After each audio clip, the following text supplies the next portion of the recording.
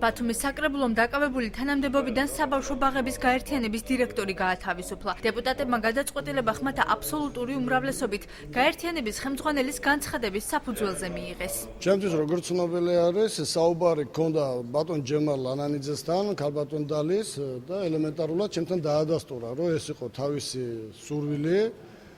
და რა ვიცი ახლა ყველას აქვს უფლება და საშუალება იმისა, რომ თავისი საშუალებები გამოხატოს ამა თუ იმ სფეროში. მე როგორც ვიცი, ქალბატონ დალის გადაყვანა იგეგმება განათლება კულტურის სამსახურში ქალაქ ბათუმის მერიის. გთხოვთ დამნიშნოთ ქალაქ ბათუმის მერიის განათლების, კულტურის, ტურიზმისა და სპორტის სამსახურში პირველი კატეგორიის მთავარი სპეციალისტის თანამდებობაზე და შესაბამისად გამათავისუფლოთ დაკავებული თანამდებობიდან. ნათქვამია 5 ივლისს საკრებულოს თავმჯდომარის სახელზე დაწერილ განცხადებაში.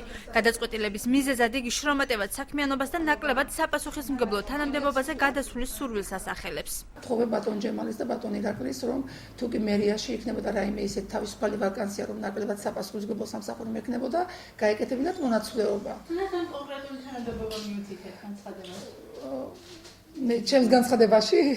კი, მიუთითე, მე მქონდა ინფორმაცია, რომ მერიის განათლების სამსახურში არის პირველი კატეგორიის მთავარი სპეციალისტის ვაკანსია და განცხადებაში პირდაპირ მიუთითე, რომ ამ თანამდებობაზე დავენიშნე. გარანტიას არავინ არ მომცემდა, იმიტომ ამაში გარანტიები არ ხდება და არც მომითხოვია, უბრალოდ მე ალალად ვფლობდი ინფორმაციას, რომ იყო ვაკანსია და ვთხოვე და დარწმუნებული ვარ, რომ უნდა დაკმაყოფილდეს.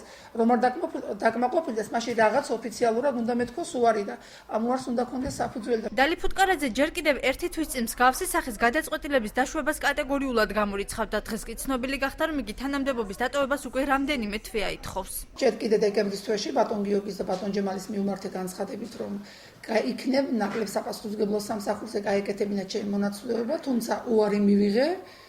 თებერვლის თვეში როგორც კი ბატონი ირაკლი დაინიშნა საკრებულოს თავმჯდომარედ, ისევ მიუმართე განცხადებით, რომ იქნებ ნაკლებ საპასუხისმგებლო სამსახურით დავეკმაყოფილებინა და სავარაუდოდ სადღაც მაისის ბოლოს ზეპირ სიტყვერად თხოვე ბატონ ჯემალის და ბატონ ირაკლის. დალი ფუტკარაძე გადაწყვეტილების მიღებისას დამოუკიდებელი იყო და მომხდარს კავშირი არ აქვს მერის ახალ საკადრო პოლიტიკასთან ირწმუნება ჯემალ ლანანიძე.